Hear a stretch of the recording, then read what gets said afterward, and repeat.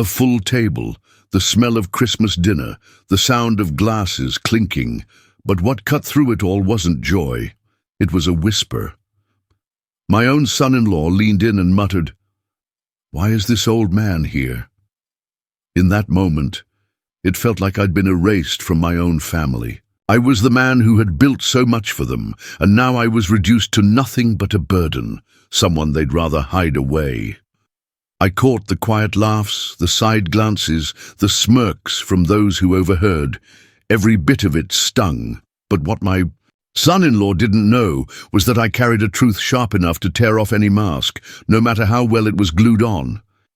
His contempt struck a nerve, and I knew my revelation would turn that Christmas dinner into a silent courtroom, one where his mockery didn't stand a chance. My name is Robert Hayes, and today I'll tell you how one cruel whisper became the spark for the greatest lesson my son-in-law would ever learn. But before I reveal how that whisper became the stage for my revenge, I ask you, subscribe to the channel and tell me in the comments, have you ever been made to feel like an intruder in your own family? Now let me take you back to how it all began. The story doesn't start with that Christmas dinner. It starts 3 months earlier, in my home office in Westerville, Ohio, when I was reviewing bank statements for what should have been routine financial housekeeping. I'm Robert Hayes, 61 years old, and I spent 35 years building Hayes Landscaping from a single pickup truck into a commercial operation worth $3.2 million. Not bad for a kid from the wrong side of Columbus who learned the difference between annuals and perennials by trial and error in his grandmother's backyard. My wife Linda always said I had dirt under my fingernails and dreams in my eyes. She was right about both. When cancer took her 4 years ago, those dreams felt hollow for a while. But Linda made me promise to keep living, keep giving, keep being the man who saw potential where others saw problems. That's why I set up the joint account. My daughter Sarah had been struggling since Derek lost his job 2 years ago. Not struggling. Like some families struggle. They weren't going hungry or facing foreclosure, but struggling to maintain the middle-class lifestyle they'd built together. The kind of struggle that keeps you awake at night, wondering how you'll pay for your kids' soccer cleats and violin lessons. Sarah never asked for help directly. She's too proud for that. Gets it from her mother. But I could read between the lines. During our weekly phone calls, the casual mentions of waiting until next month to fix the dishwasher, the way she'd deflect conversations about family vacations, the forced cheerfulness when she talked about Derek's job search. So I did what fathers do. I helped.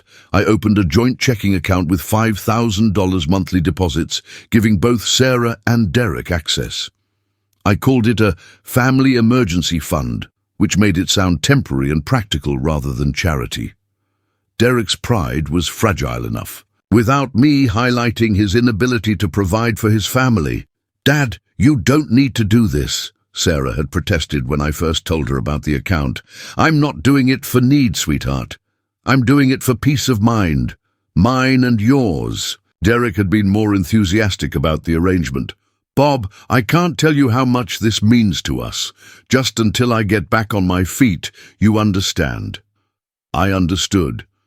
I also understood that getting back on your feet sometimes takes longer than expected, and that family helps family without keeping score. For the first year, the account worked exactly as intended. Monthly statements showed reasonable expenditures, mortgage payments, utility bills, groceries, children's activities, the kind of responsible spending that made me feel good about helping my daughter maintain stability during a difficult period. But in September, I noticed something odd. The $5,000 monthly deposits were still going in as scheduled, but there were additional withdrawals I couldn't account for, large cash advances, transfers to accounts I didn't recognize, expenditures that didn't match the family's stated needs. At first I assumed there was some mistake. Banks make errors, particularly with joint accounts where multiple people have access. I made a note to ask Sarah about it during our next conversation, but when I reviewed the previous 3 months more carefully, a pattern emerged that made my chest tight with a familiar ache, the same feeling I'd had when I discovered a cruise supervisor was padding his hours, or when a commercial client tried to avoid payment with fabricated complaints about our work. Someone was stealing from the family fund. And given the timing and amounts, there was only one person it could be, Derek. The numbers told a clear story once I laid them out chronologically. Starting in June, there had been monthly cash withdrawals of $2,000 to $3,000, always on different dates, always from different ATM locations throughout Columbus. The withdrawals were structured to avoid triggering automatic bank notifications, but they were consistent enough to represent systematic theft rather than occasional emergency needs. More troubling were the electronic transfers to accounts I didn't recognize. 3 different account numbers, none of them connected to any family member or known credible source. The amounts varied, but they totaled nearly $8,000 over the summer months. I sat in my home office that October evening, surrounded by bank statements and calculator ribbons, feeling the weight of a betrayal I'd hoped never to experience from family. Derek wasn't just taking advantage of my generosity. He was actively stealing from an account designed to help his own wife and children, lying about emergency needs while diverting money for purposes he couldn't or wouldn't explain to the family he was supposed to be protecting. The worst part wasn't the money. I could afford to lose $30,000 or $50,000 or even more if it meant helping Sarah's family through hard times. The worst part was the deception, the casual violation of trust from someone who'd looked me in the eye and thanked me for my generosity while planning to rob me behind my back. I closed the bank statements and walked to the kitchen where Linda's photo still sat next to the coffee maker. Her smile looked sad in the lamplight, or maybe that was just my imagination. "What would you do, honey?" I asked the empty room. But I already knew what Linda would say. She'd want me to protect Sarah, to handle this situation in a way that preserved our family, while ensuring Derek understood the consequences of his choices. The question wasn't whether to confront Derek about the theft. The question was how to do it in a way that would create lasting change rather than temporary embarrassment. I picked up my phone and dialed a number I'd hoped never to use for family business. Rodriguez Investigations, Mike speaking. "Mike, it's Bob Hayes. We worked together on the Henderson commercial project a few years back. Bob, good to hear from you. What can I do for you? I need someone followed. Discreetly. And I need to know exactly what he's been doing with money that doesn't belong to him. Family matter. The worst kind. I'll start tomorrow. Send me the details." After I hung up, I sat in the dark kitchen for a long time, thinking about trust, family, and the difference between helping someone and enabling them to hurt you. Derek had made a choice to steal from me while pretending to be grateful for my help. Now I was going to find out exactly what that choice had cost him, and more importantly, what it was going to cost him once I decided how to respond. The game had begun, though Derek didn't know it yet. He was about to discover that some old men are a lot sharper than they appear, and that underestimating someone who built a business from nothing is a very expensive mistake. But first, I needed to understand exactly what I was dealing with. The bank statements told me Derek was a thief, but they didn't tell me why. That's what Mike Rodriguez was going to help me discover. Mike Rodriguez had been following Derek for exactly 2 weeks when he called with the first report. I was in my workshop, sanding a rocking chair I was building for my newest grandchild, when my phone rang with news that changed everything I thought I knew about my son-in-law. "Bob, you're going to want to sit down for this." I set down the sandpaper and settled into Linda's old gardening chair that I'd moved to the workshop after she died. "How bad is it?" "It's not what I expected." Derek isn't gambling, he's not into drugs, and he's not living some secret double life. But what he's doing might be worse. Worse how? He's obsessed with a woman at his office, Amanda Richardson, 29 years old, married to a guy named Paul, who works for the city. Derek's been trying to win her over for the past 2 years, and he's spending your money to do it. I felt something cold settle in my stomach. What kind of spending? Expensive restaurants, jewelry, flowers delivered to her office every week. Last month alone, he dropped $3,000 on a diamond bracelet that she tried to return. The jewelry store clerk told Derek that Mrs. Richardson seemed uncomfortable accepting such an expensive gift. She tried to return it. According to the clerk, she came in 2 days after Derek gave it to her, saying it was inappropriate and she couldn't accept it. Derek had to go pick it up himself, but that didn't stop him from buying her a matching necklace the following week. I rubbed my temples, feeling a headache building behind my eyes. This was worse than gambling or substance abuse. Those were diseases, problems that could be treated and overcome. What Mike was describing was character failure, the kind of moral bankruptcy that destroyed families. Mike, tell me about this woman. Is she encouraging him? That's the thing, Bob. From everything I can observe, she's not. Amanda Richardson appears to be a decent woman in an uncomfortable situation. Derek's pursuit is completely one-sided. What do you mean? I've watched them interact at their office building.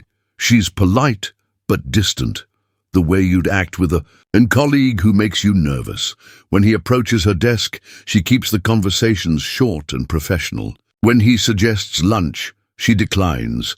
When he sends flowers, she distributes them to other women in the office. But she hasn't reported him for harassment. Doesn't appear so. My guess is she's trying to handle it diplomatically, probably hoping he'll lose interest if she doesn't encourage him. I stood up and walked to the window. Looking out at the garden Linda had planted 15 years ago, the autumn flowers were still blooming despite the November chill, just like she'd taught them to do. Mike, what about his job situation? Sarah thinks he's been actively looking for work since he was laid off. There was a pause. Bob, Derek wasn't laid off. He was fired, and it was directly related to his pursuit of Amanda Richardson. The headache got worse. Tell me. Derek worked for Morrison & Associates, a mid-sized accounting firm downtown. According to my source in their HR department, Derek was terminated for misuse of company resources. Specifically, he was using the corporate credit card to buy gifts. For Amanda, gifts she didn't want. Gifts she actively tried to return, which created an embarrassing situation for the company. When Amanda went to HR to report feeling uncomfortable with Derek's attention, they discovered he'd been charging personal expenses to company accounts for months. I sat back down, trying to process what I was hearing. Derek hadn't just lost his job due to bad luck or corporate downsizing.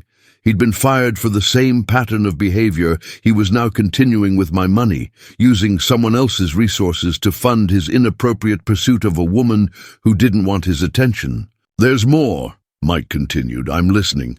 Amanda finally agreed to meet with Derek, tomorrow night, actually. But based on the conversation I overheard, it's not what Derek thinks it is. What kind of conversation? Amanda was talking to a female colleague about the situation. She said she was going to meet with Derek one final time to make it clear that his behavior needs to stop. She's hoping a direct private conversation will end this without having to involve her husband or make it a bigger workplace issue. Where are they meeting? The Marriott downtown. Derek made reservations for the penthouse suite. The numbers suddenly made sense. The large withdrawals from the family account, the mysterious transfers to unknown accounts. Derek had been systematically stealing my money to fund an obsession with a woman who was planning to reject him. Definitively, Mike, when is this meeting supposed to happen? Christmas night, 8 o'clock. Christmas night. The same evening, Derek would be sitting at my dinner table, probably looking forward to his planned encounter with Amanda while making Small talk with the family, whose money he'd stolen to fund his fantasy. "Bob, there's something else you should know." "What's that?" Amanda's scared. I overheard her telling her colleague that Derek's behavior has escalated recently. More expensive gifts, more persistent requests for her attention, more detailed knowledge of her schedule and personal life. She's meeting with him because she's hoping to end it, but she's worried about how he'll react if she's too direct. I closed my eyes, imagining my daughter's life built on this foundation of deception and obsession. Sarah thought her husband was unemployed, but actively job-searching. The reality was that Derek had been fired for harassing a co-worker and was now spending our family's money to continue that harassment. "Mike, I need you to keep following him, and I need detailed documentation of every expenditure, every interaction with Amanda, every lie he tells about his activities." "You planning to confront him?" "I'm planning to give him exactly what he deserves. But first, I need to make sure I understand the full scope of what we're dealing with." "How much detail do you want?" "Everything. Receipts, photographs, recordings, if possible. If Derek wants to destroy his family for a fantasy, I want him to understand exactly how much it's going to cost him." After I hung up, I sat in the workshop for a long time, surrounded by the tools and projects that had always brought me peace. But peace felt impossible now, knowing that my daughter was married to a man who would steal from her family to pursue another woman, a woman who desperately wanted to be left alone. The rocking chair I'd been building sat half-finished on the workbench, waiting for its final sanding and assembly. Just like our family situation, it looked peaceful and promising from a distance, but underneath there were rough edges that needed to be addressed before anyone could find comfort. Picked up my phone and scrolled through my contacts until I found Derek's number. For a moment, I considered calling him directly, confronting him immediately about what I'd discovered. But that would give him a chance to lie, to minimize, to manipulate the situation in his favor. Derek had proven he was willing to deceive his wife and steal from his father-in-law. I couldn't trust him to respond honestly to a direct confrontation. Instead, I was going to let him continue his deception until Christmas night. I'd give him every opportunity to confess, to change course, to choose his family over his obsession, and if he didn't make that choice himself, I'd make it for him. But first, I needed to understand exactly how deep this betrayal went, and what it would take to protect Sarah and my grandchildren from the consequences of Derek's choices. Mike Rodriguez was going to help me gather that information. And then, on Christmas night, Derek was going to learn what happened when you underestimated a man who'd built his success by never tolerating deception from people he trusted. The old man he'd been preparing to humiliate was actually several moves ahead in a game Derek didn't even know he was playing. 3 weeks of surveillance reports painted a picture that was both pathetic and infuriating. Mike Rodriguez had documented Derek's obsession with professional thoroughness, creating a timeline that would have been amusing if it weren't destroying my family. I spread the photographs and receipts across my dining room table like evidence, in a criminal trial, which in a way it was. Tuesday, November 7th, Derek at Tiffany & Co. purchasing a $2,400 tennis bracelet using cash withdrawn from our family account.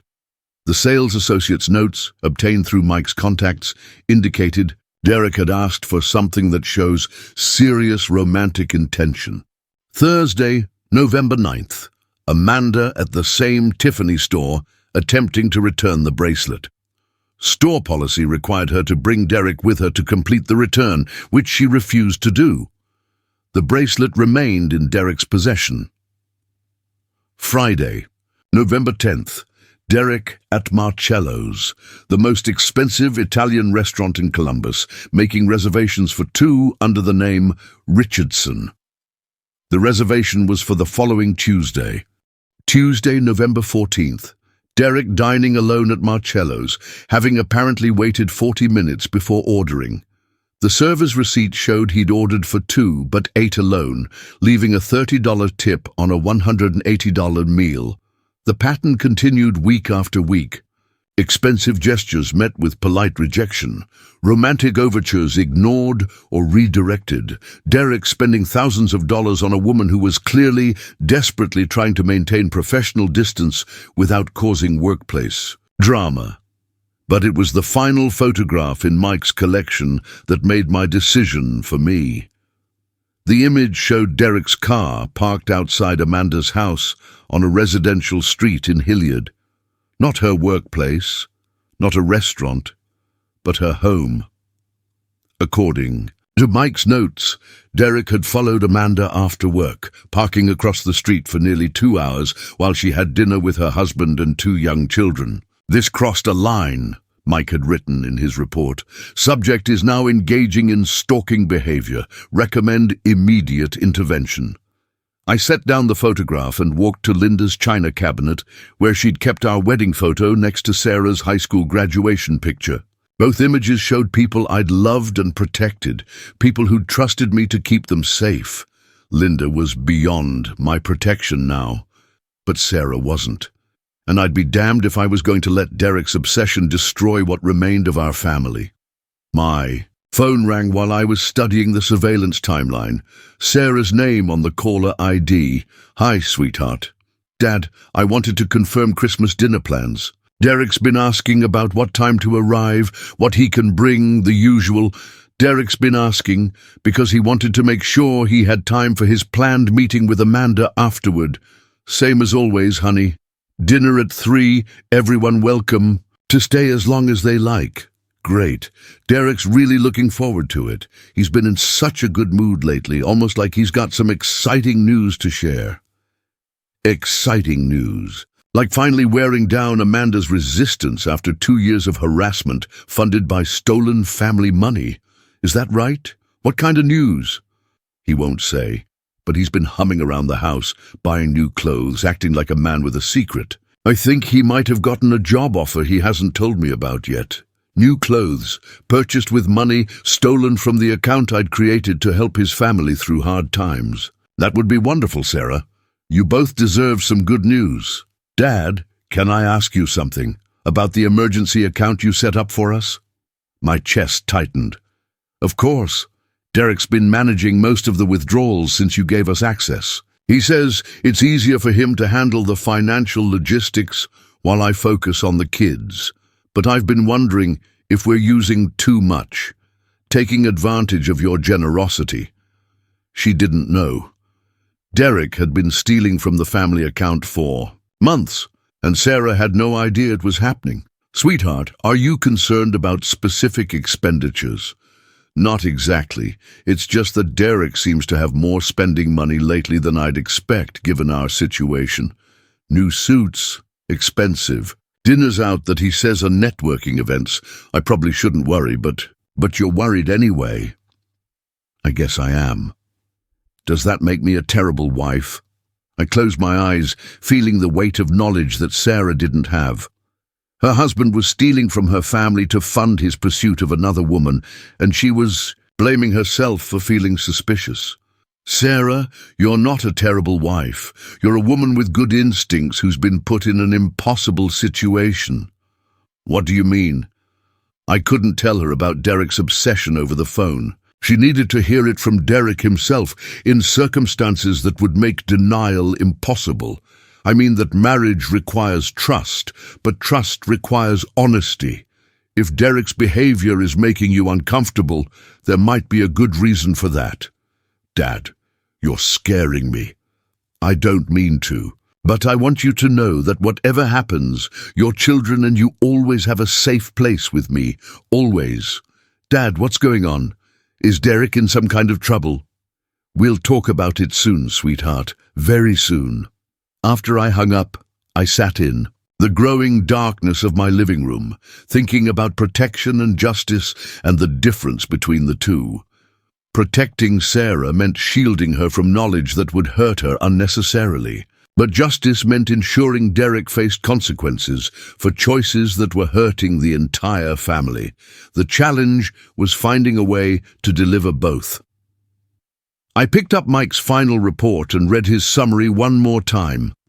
Subject has been systematically misappropriating funds for approximately 4 months to support an obsession with a female co-worker who has consistently rejected his advances. Subject's behavior has escalated from workplace harassment to stalking. Target of obsession has agreed to meet with subject on December 25th in apparent attempt to end harassment definitively. Subject believes this meeting represents romantic breakthrough. Reality is that target plans to demand cessation of all contact. Christmas Day, Derek would humiliate me at dinner, then leave to meet Amanda, expecting to finally consummate a relationship that existed only in his imagination. Instead, he was going to discover that some old men are much more dangerous when underestimated. I opened my laptop and began typing an email to Mike Rodriguez. Mike, need complete surveillance package for Christmas Day meeting, audio, video, photographs. Also need you to contact Amanda Richardson's husband discreetly. Paul Richardson deserves to know what's been happening to his wife, and he deserves to know before Derek shows up at that hotel room. I paused, considering the implications of what I was planning. Derek thought he was playing a game where the stakes were his personal satisfaction. He had no idea the stakes had just become his entire future, his marriage, his relationship with his children, and his freedom from criminal prosecution. But before I destroyed him completely, I was going to give him one final chance to choose. His family over his obsession. Christmas dinner was going to be very interesting. The final piece of Derek's puzzle arrived on December 20th, 5 days before Christmas, in an envelope that Mike Rodriguez hand-delivered to my front door. "You're not going to like this, Bob." Inside were copies of Derek's employment records from Morrison & Associates, obtained through Mike's network of professional contacts. The truth was worse than I'd imagined. Derek hadn't just been fired for misusing company resources. He'd been terminated as part of a pattern of escalating workplace harassment that had created legal liability for his employer. The HR file painted a picture of a man whose obsession had completely overwhelmed his professional judgment. It started with friendly attempts to engage Amanda in personal conversation, graduated to persistent invitations for after-work socializing, and culminated in Derek using company resources to purchase gifts that made Amanda so uncomfortable. She'd filed formal complaints, but it was the final incident report that made my blood run cold. Employee Derek Hoffman was discovered using company surveillance systems to monitor Amanda Richardson's work schedule and movements within the building. When confronted by security, Hoffman claimed he was making sure she was safe and protecting her from other male employees who might bother her. Derek had been using security cameras to spy on Amanda at work, justifying his stalking as protection. The termination letter was dated July 15th, nearly 5 months ago, which meant Derek had been lying to Sarah about job searching while stealing from our family account to continue harassing the woman whose complaints had gotten him fired in the first place. I set down the documents and looked at Mike, who was standing in my living room with the uncomfortable expression of someone delivering terrible news. "There's more," he said quietly. "More what?" "Derek's escalation isn't limited to workplace behavior. Amanda's neighbors have been reporting a suspicious vehicle parked on their street multiple evenings per week. Same make and model as Derek's. Car always parked where the occupant would have a clear view of Amanda's house. How long has this been going on? Based on neighbor reports, approximately 6 weeks. Started right around the time Amanda agreed to meet with him on Christmas night. I walked to the window and looked out at the street where I'd lived peacefully for 23 years.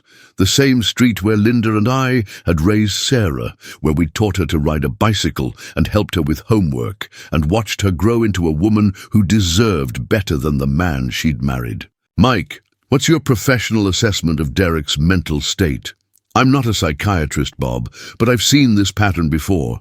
Derek's created a fantasy relationship with Amanda where her rejections are obstacles to overcome rather than boundaries to respect. In his mind, persistence equals romantic dedication. And when she rejects him definitively on Christmas night, that's when things could get dangerous. Men like Derek don't handle final rejection well, especially when they've invested this much time and money in the fantasy. I turned back to face Mike. What do you recommend? Honestly, I recommend you contact Amanda's husband and let him handle this directly. Paul Richardson has a right to know that someone's been stalking his wife and threatening his family's security. And Derek? Derek needs professional help and legal consequences. What he's doing isn't romantic pursuit, it's criminal harassment, and it's escalating. I nodded, my mind already working through the implications of what I'd learned. Derek wasn't just stealing from our family and lying to his wife. He was engaging in behavior that could land him in prison and put Amanda Richardson in genuine danger.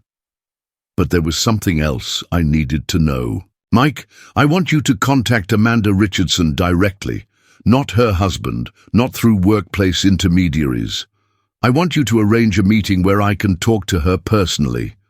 Bob, I'm not going to interfere with her plan to reject Derek on Christmas night, but she deserves to know that someone's been funding Derek's harassment with stolen money, and she deserves to know exactly how dangerous this situation has become. Mike considered this. What are you planning? I'm planning to give Amanda Richardson information that will help her protect herself, and I'm planning to give Derek one final opportunity to choose his family over his obsession. And if he chooses the obsession, then Derek's going to discover that some old men have resources he never imagined and patience he mistake for weakness. Mike left with instructions to arrange a meeting with Amanda for the following day. I spent the evening reviewing bank statements, legal documents, and surveillance reports, preparing for a conversation that would determine whether my family could be saved or whether Derek's choices had already destroyed it beyond repair. But as I organized the evidence of my son-in-law's betrayal, I found myself thinking about Linda and what she would have wanted me to do in this situation. Linda believed in redemption, second chances, the possibility that people could change if given the right motivation. She also believed in protecting innocent people from those who would hurt them. Derek had made choices that put Amanda Richardson in danger and Sarah in a marriage built on lies and theft. But he still had time to make different choices if he could be shocked into recognizing the consequences of his actions.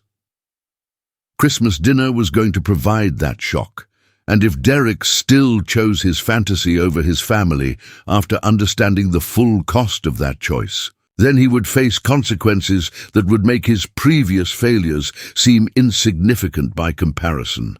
The old man he'd been planning to humiliate was actually the one person who could either save Derek from himself or destroy him completely. Derek just didn't know it yet. Amanda Richardson agreed to meet me at a small cafe in Grandview, far from her workplace and Derek's usual haunts. I arrived 15 minutes early, choosing a corner table where we could speak privately without being overheard. She was younger than I'd expected, probably closer to 27 than 29, with the kind of tired eyes that come from months of dealing with unwanted attention. When she approached my table, her movements were cautious, defensive. "Mr. Hayes, I'm Amanda Richardson. Thank you for agreeing to meet with me. I know this situation is unusual." She sat down across from me, her purse clutched tightly in her lap. "Your investigator said it was about Derek Hoffman. I have to be honest, I'm not comfortable discussing a co-worker with someone I don't know. I understand your hesitation. Derek is my son-in-law." Her expression shifted from wariness to something approaching fear. "Oh, I didn't realize Derek was married."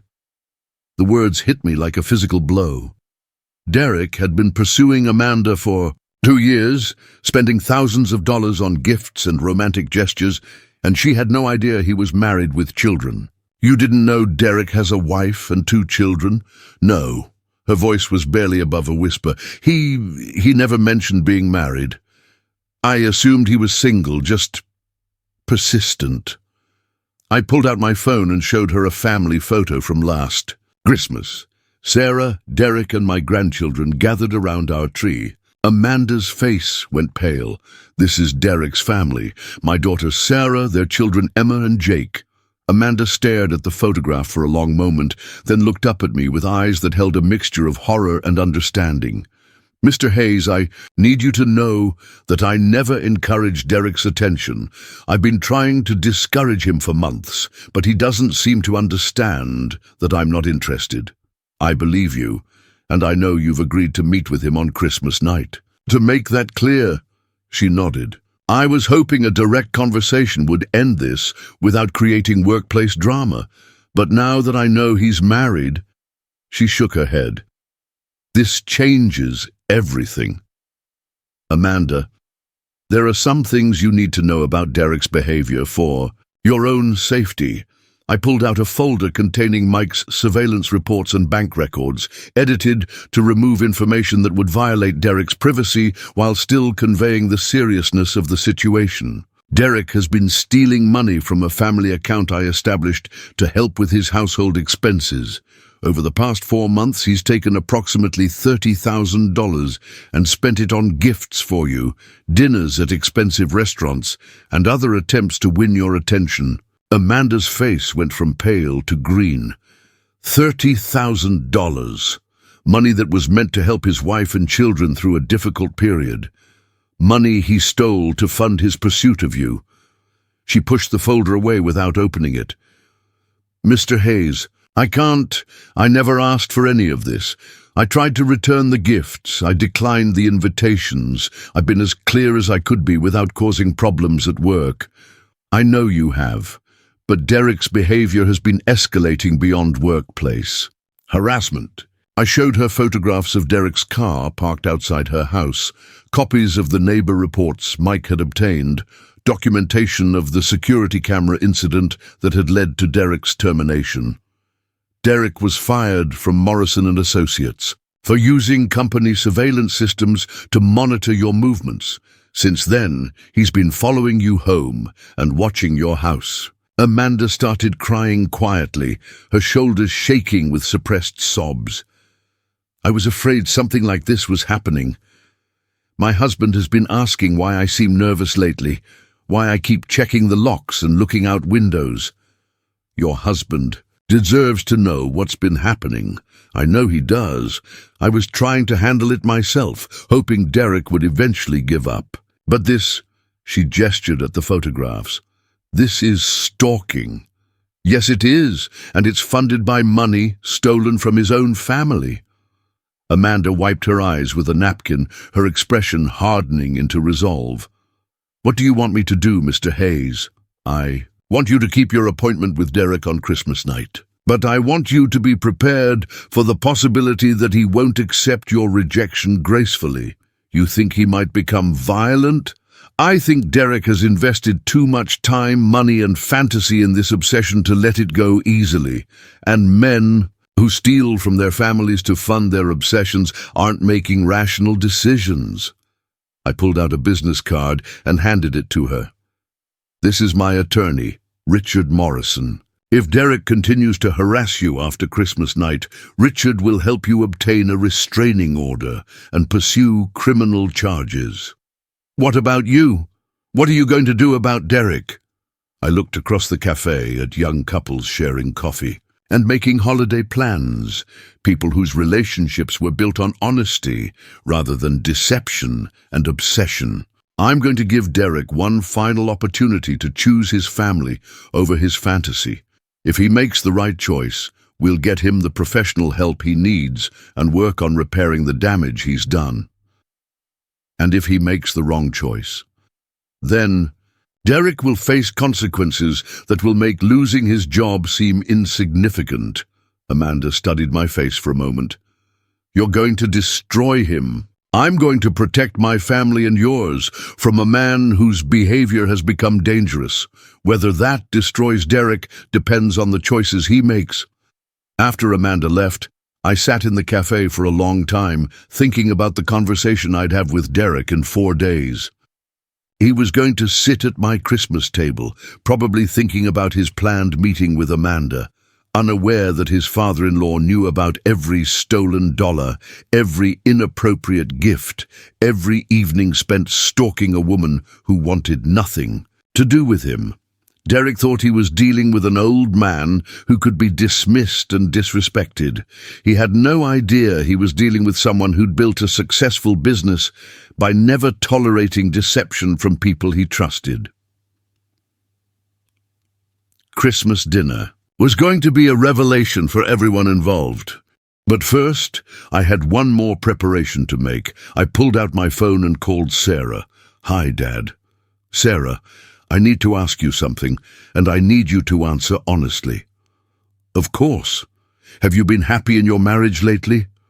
The pause that followed told me everything I needed to know. "Dad, that's a complicated question." "I know it is, sweetheart. But I need to know if you're happy with the man Derek has become." "Why are you asking me this?" "Because Christmas dinner is going to include some difficult conversations about honesty, trust, and the choices we make that affect the people we love." "Dad, you're scaring me again." "I'm not trying to scare you. I'm trying to prepare you for the possibility that some things you believe about your marriage might not be entirely accurate." Another long pause. When Sarah spoke again, her voice was smaller, more vulnerable than I'd heard it in years. "Dad, I've been having doubts for months. Derek's been different, secretive, distracted, spending money we don't seem to have. Sometimes I feel like I'm married to a stranger." My heart broke for her, but also felt relief that her instincts were intact. "Sarah, whatever happens at Christmas dinner, I want you to remember that you and the children are loved unconditionally, by me and by everyone who truly matters. What's going to happen at Christmas dinner? The truth is going to come out. All of it. Dad, please just tell me now. Whatever it is, I can handle it. You'll handle it better when Derek is forced to tell you himself, with witnesses present. Some truths need to come from the person who created them."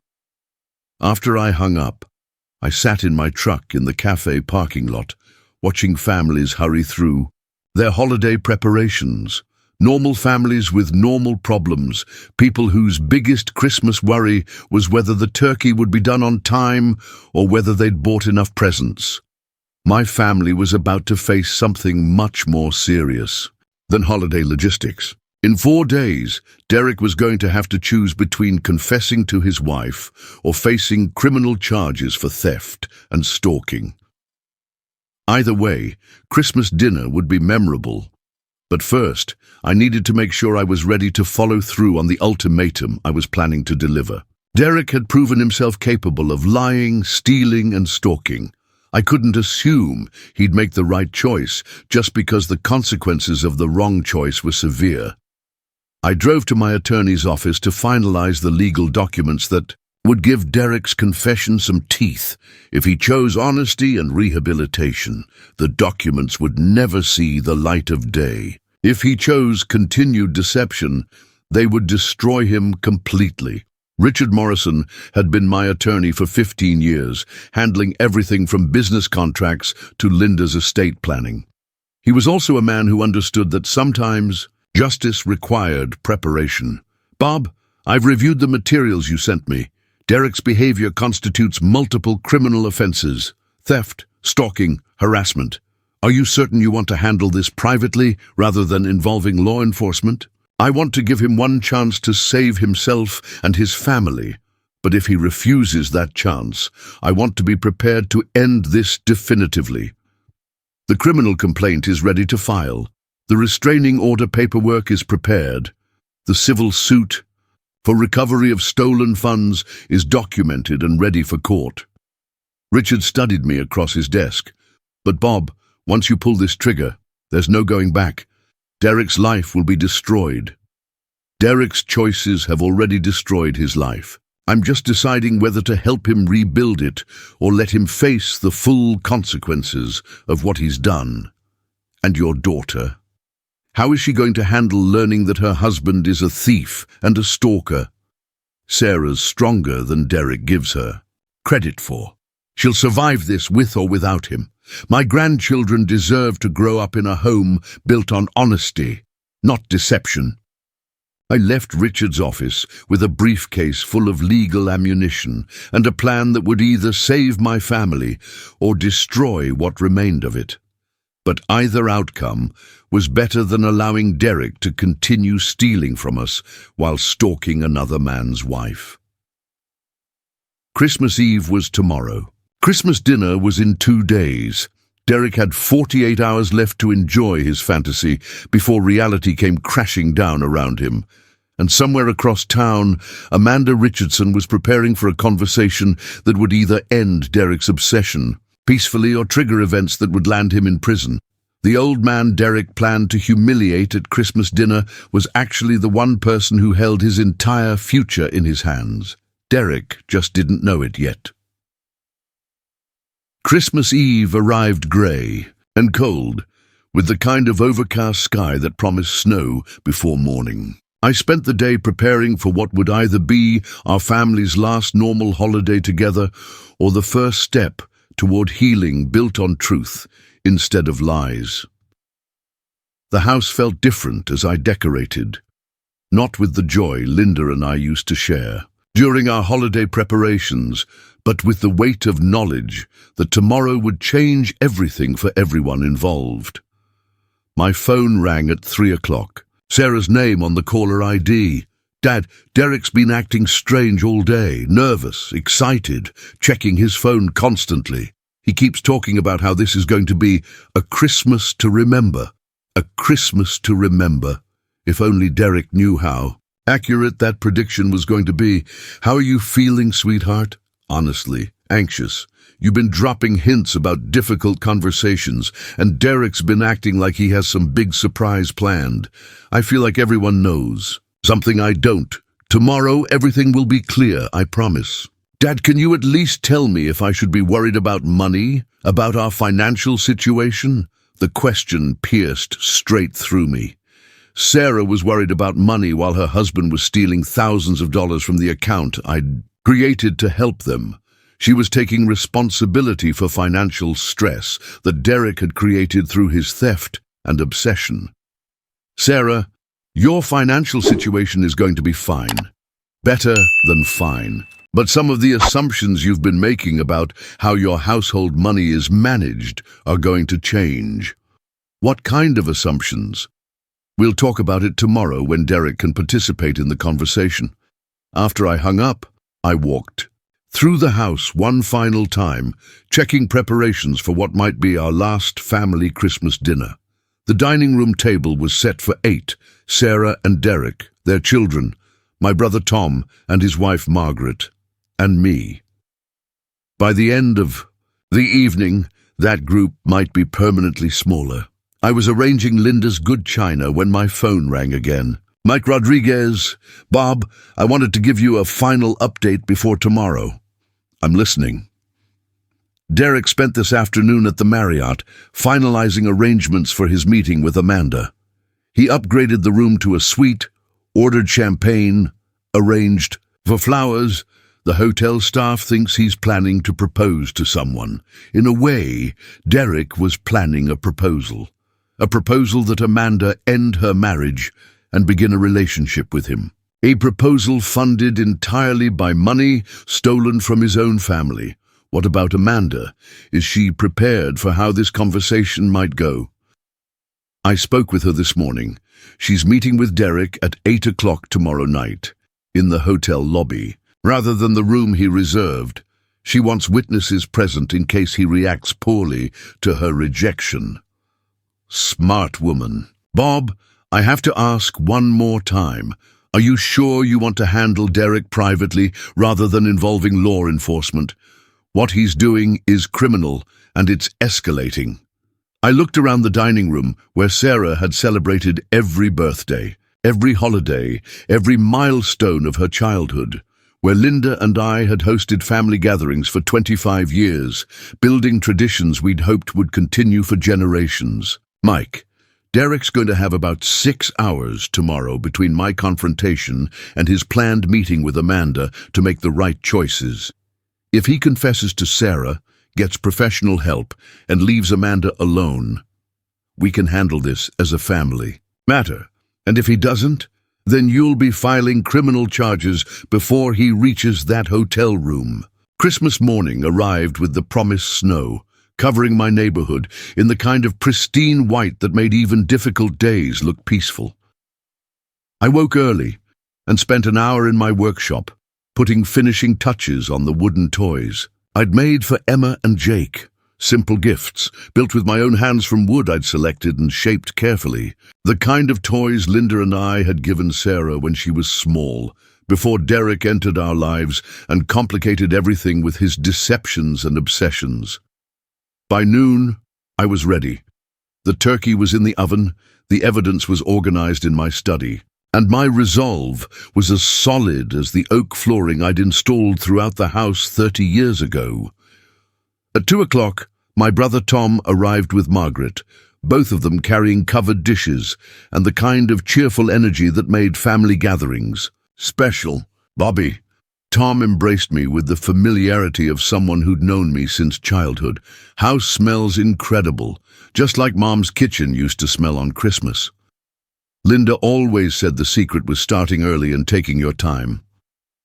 Margaret handed me a casserole dish, green bean almondine, Linda's recipe. I know it won't taste exactly the same, but I thought you might like having it on the table. The gesture brought unexpected tears to my eyes. Margaret had spent hours preparing Linda's recipe, not because it was expected, but because she understood that some traditions were worth preserving even after the person who created them was gone. She would have loved that, Margaret. Thank you. At 2:30, Emma and Jake burst through the front door with the kind of explosive energy only possible in children on Christmas afternoon. Sarah followed, carrying presents and wearing the bright smile she reserved for family gatherings. Derek entered last, and I studied his face carefully as he greeted everyone. He looked confident, almost smug, like a man who believed he had secrets worth keeping. His new suit was expensive, probably purchased with money stolen from our family account, and his manner was that of someone anticipating a pleasant evening ahead. He had no idea what the next few hours would bring. "Bob!" Derek shook my hand with practiced warmth. "Merry Christmas! Thanks for hosting as always." "Merry Christmas, Derek. I'm looking forward to our conversation after dinner." Something flickered in Derek's eyes, uncertainty, maybe recognition that the comment carried weight he didn't understand. But he recovered quickly. "Of course, always enjoy our talks." Dinner proceeded normally for the first hour. Tom and Margaret updated everyone on their retirement travels. Sarah talked about the children's school activities. Emma and Jake provided running commentary on their Christmas presents and plans for winter break.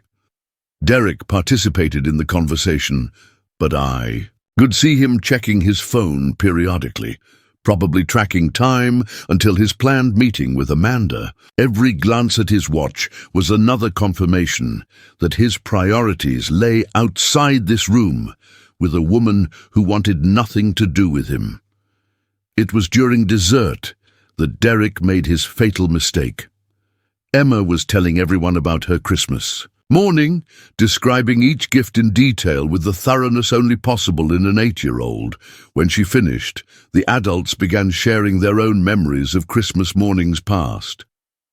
"I remember when Sarah was Emma's age," I said, looking at my daughter with the love that had sustained me through 4 years of widowerhood. "Christmas morning was magical because we were all together." "Those were different times, Bob," Derek interjected casually, "before life got complicated with real responsibilities."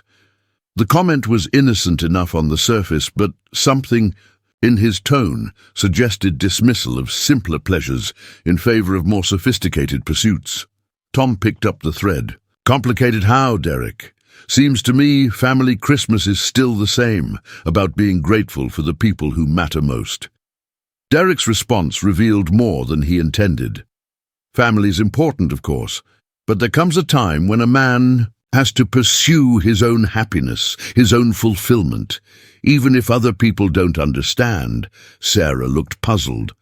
What do you mean, pursue your own happiness? Aren't you happy with our family?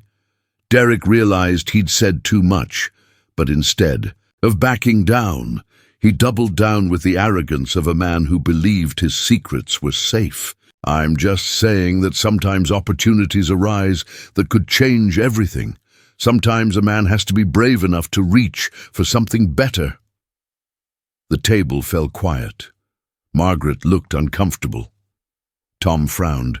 Sarah stared at her husband with growing confusion, and that's when Derek made the comment that sealed his fate. He looked directly at me, his expression carrying just enough contempt to be unmistakable, and muttered, "Why is this old man here anyway?"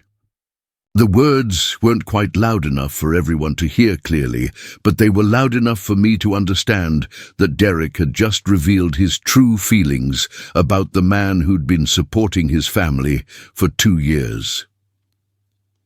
Sarah caught the tone, if not the exact words. "Derek, what did you just say?" Derek realized his mistake immediately, but it was too late. The mask had slipped, revealing the contempt he felt for the father-in-law whose money he'd been stealing to fund his obsession. "Nothing, honey, just commenting on how nice it is to have everyone together." But his eyes were still locked on mine, and I could see the calculation there. Derek thought he'd gotten away with his insult, probably believing I was too old and too polite to cause a scene during Christmas dinner. He was about to discover how wrong that assumption was. I set down my coffee cup with deliberate care and looked around the table at faces I'd loved for decades, faces that deserved to know the truth about the man they'd welcomed into our family. "Actually, Derek, that's an interesting question. Why am I here?" The room went silent, except for the grandfather clock in the hallway, ticking away the seconds until Derek's world collapsed completely. "I'm here," I continued conversationally, "because this is my house, at my table, eating food I prepared for, people I love. But more importantly, I'm here because I have something to share with the family, something about opportunities that arise and the brave choices men make when they think no one is watching." Derek's face went pale. Sarah looked confused. Tom and Margaret sensed tension but didn't understand its source. "In fact," I said, standing up slowly, "I think this would be the perfect time for that conversation I mentioned earlier. Derek, would you join me in my study? There are some things we need to discuss privately." Derek looked around the table, probably hoping someone would object to the private conversation. But Tom and Margaret were already standing to clear dishes, and Sarah was helping Emma with her dessert. He had no choice but to follow me. As we walked toward my study, Derek tried to salvage the situation with casual confidence. "Bob, I hope I didn't say anything that sounded disrespectful. Sometimes my humor doesn't come across right." I opened the door to my study and gestured for him to enter. "Don't worry, Derek. Your humor came across exactly as you intended." What Derek saw when he entered the room made him stop dead in his tracks. Spread across my desk were bank statements, surveillance photographs, receipts, legal documents, and a timeline of his activities stretching back 4 months. His theft, his obsession, his stalking, all documented with professional thoroughness. "Sit down, Derek. We have a lot to discuss, and you have some very important choices to make." For the first time since I'd known him, Derek looked genuinely frightened. The old man he'd just insulted was actually the one person who could destroy his life completely, and Derek was finally beginning to understand that his little secrets weren't secret at all. Derek stood frozen in the doorway of my study, staring at the evidence of his betrayal spread across my desk like a prosecutor's case file. The confident smirk he'd worn at dinner had evaporated, replaced by the pale, wide-eyed expression of a man realizing he'd been caught completely. "Close the door and sit down," I said quietly. Derek's hands shook as he pulled the door shut behind him. He moved toward the chair across from my desk like a man walking to his execution, which in a way he was. "Bob, I can explain. Can you explain why you've stolen $32,000 from an account I created to help your family? Can you explain why you were fired for stalking a co-worker? Can you explain why you've been using my money to harass a married woman who wants nothing to do with you?" Derek collapsed into the chair, his expensive suit, bought with stolen money, wrinkled now with sweat and fear. I wasn't stealing, I was just borrowing. I was going to pay it back when what, Derek? When Amanda finally agreed to leave her husband for you, when your fantasy finally became reality. I pulled out the surveillance photographs and placed them in front of him one by one. Derek at Tiffany's, purchasing jewelry Amanda would try to return. Derek at Marcello's, dining alone after Amanda failed to show up for his romantic ambush. Derek's car parked outside Amanda's house, watching her family through their living room windows. This isn't borrowing, Derek. This is theft. And this, I tapped the photograph of his car outside Amanda's house, is stalking. Derek's voice came out as barely a whisper. How long have you known? I've known everything for 3 weeks. Every dollar you've stolen, every lie you've told Sarah, every evening you've spent watching Amanda's house like some kind of predator. I opened the folder containing Derek's employment records.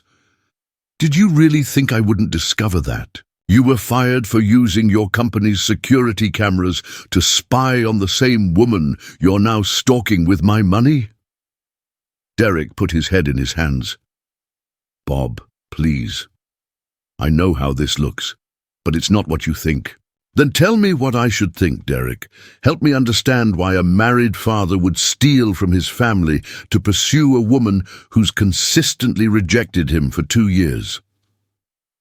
You don't understand what it's like to feel trapped, to feel like you're suffocating in a life that doesn't fit anymore. Derek looked up, his eyes desperate. Amanda makes me feel alive again, like the man I used to be before responsibilities and bills and ordinary life crushed everything. So you decided to steal from the people who love you to fund your midlife crisis? I was going to pay it back.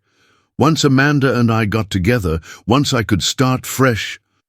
Derek. My voice cut through his. Delusion like a blade. Amanda is meeting with you tonight to reject you. She's not interested in a relationship with you. She's never been interested. She's agreed to meet with you one final time to make that clear, hoping it will end your harassment. Derek's face went white. That's not. She wouldn't. We have a connection.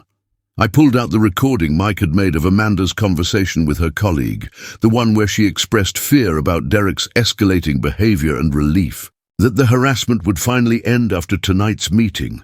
Listen to this, Derek. Listen to what Amanda really thinks about your connection. Amanda's voice filled the room through my computer speakers. I just want this to be over. Derek. Scares me now. The expensive gifts, the way he knows my schedule, the fact that he follows me. I'm hoping one direct conversation will make him understand that this has to stop. Derek listened to the recording with the expression of a man watching his entire worldview collapse. When it ended, he sat in silence for a long moment, the weight of reality finally penetrating the fantasy he'd constructed. She's afraid of me.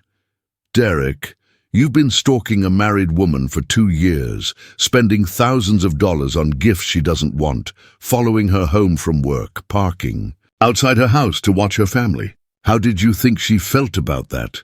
I thought she was just being careful, shy. I thought if I showed her how much I cared, how much I was willing to sacrifice for her, you thought that stalking and harassment were romantic. Gestures. Derek, what you've been doing isn't love. It's obsession, and it's criminal. I pulled out the legal documents Richard Morrison had prepared. Criminal complaint forms, restraining order paperwork, civil suit documentation, everything needed to destroy Derek's life completely. Here's what's going to happen. You have a choice to make, and you have about 30 seconds to make it. Derek stared at the legal papers with growing horror. Option 1. You go back into that dining room and confess everything to Sarah. The theft, the obsession with Amanda, the lies about your job, the stalking. You tell her the complete truth, accept responsibility for what you've done, and agree to get professional help. Bob, please. If Sarah finds out, if you choose option 1, Sarah finds out from you, in the presence of family who love her. You start rebuilding your marriage on a foundation of honesty instead of deception. Derek was crying now, quiet tears, of a man finally understanding the consequences of his choices. What's option 2? I placed my hand on the legal documents. Option 2 is that I file criminal charges against you for theft and stalking. You'll be arrested before you reach that hotel room tonight. Amanda's husband will learn about your obsession with his wife through police reports rather than private conversation. Sarah will learn about your betrayal through court documents and newspaper articles. You would destroy your own daughter's marriage. Derek, you've already destroyed Sarah's marriage. I'm just deciding whether to help you rebuild it or let you face the consequences alone. The silence stretched between us, broken only by the sounds of my family cleaning up Christmas dinner in the next room. Normal people having a normal holiday, unaware that the life they'd built together was balanced on the edge of destruction. There's a third element to your choice, I continued. Regardless of which option you choose, your obsession with Amanda Richardson ends tonight. You will never contact her again, never go near her workplace, never drive past her house. If you choose option 1 and confess to Sarah, I'll use the money you stole to pay for marriage counseling and individual therapy. If you choose option 2, I'll use that money to fund Amanda's legal fees for the restraining order she'll need to keep you away from her family. Derek looked up at me with something that might have been recognition. Understanding, finally, that the old man he'd insulted at dinner was actually the one person who held his entire future in his hands. What happens to us? To our family? That depends on you, Derek. If you choose honesty and accountability, there might be a future for your marriage. If you choose continued deception, there definitely won't be. Derek stood up slowly, his movements those of a man who'd aged years in the past 20 minutes. If I confess to Sarah, if I tell her everything, do you really think she'll be able to forgive me? I don't know, but I know she'll never be able to forgive you for lies she hasn't heard yet. The truth gives your marriage a chance. Continued deception guarantees its destruction. Derek walked to the window and looked out at the snow-covered street where he'd driven every evening for 2 years, thinking about a woman who wanted nothing to do with him. The meeting with Amanda tonight will happen exactly as she planned it. You'll meet with her. She'll tell you that your behavior is inappropriate and must stop, and you'll accept her decision gracefully. No arguments, no pleas for reconsideration, no attempts to change her mind.